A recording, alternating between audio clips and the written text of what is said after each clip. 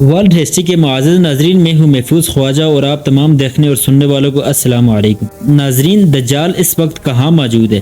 اس کے خروج کی علامات ظاہر ہو گئی ہیں۔ دجال ایک انتہائی طاقتور مخلوق کا نام ہے جو انسانی شکل میں نمودار ہوگا۔ بعض روایات کے مطابق وہ اس وقت برمودا ٹرائی اینگل میں قید ہے۔ یہ ٹرائی اینگل بحر اقیانوس میں امریکہ کے ساحل سے کچھ فاصلے پر واقع ہے۔ اس علاقے کا ایک کونا برمودا میں، دوسرا پورٹوریکو میں اور تیسرا فلوریڈا کے قریب ایک مقام پر واقع ہے۔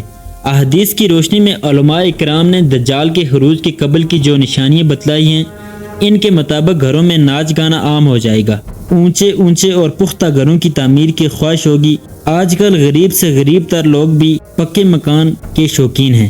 پانی کی قلت ہوگی۔ پاکستان میں دجال کے آنے سے قبل کی سب سے بڑی نشانی کا ظہور ہمیں پانی کی قلت کی شکل میں نظر آ رہا ہے۔ دجال کے خروج کے بعد اس کی حیران کن طاقتوں کے بارے میں علماء اکرام کی مختلف رائے ہیں، مگر قابل غور اور دلچسپ بات یہ ہے کہ قدرت کی جانب سے اس کو عطا کی گئی طاقتوں کے حوالے سے یہودی قوم بڑی تیزی کے ساتھ تجربات میں مصروف ہے۔ روایات میں یہ ہے کہ وہ بارش برسانے پر قدرت رکھتا ہوگا۔ مصنوعی بارش برسانے کا تجربہ کیا جا چکا ہے۔ بتایا جاتا ہے کہ وہ زمین کو تہ و بالا کرنے کی قدرت رکھتا ہوگا۔ الاسکا میں لگے گئے پروگرام ہیپر کو کون نہیں جانتا، جس کے تحت دنیا میں کہیں بھی مصنوعی طور پر زلزلے، سیلاب اور سونامی لائے جا سکتے ہیں۔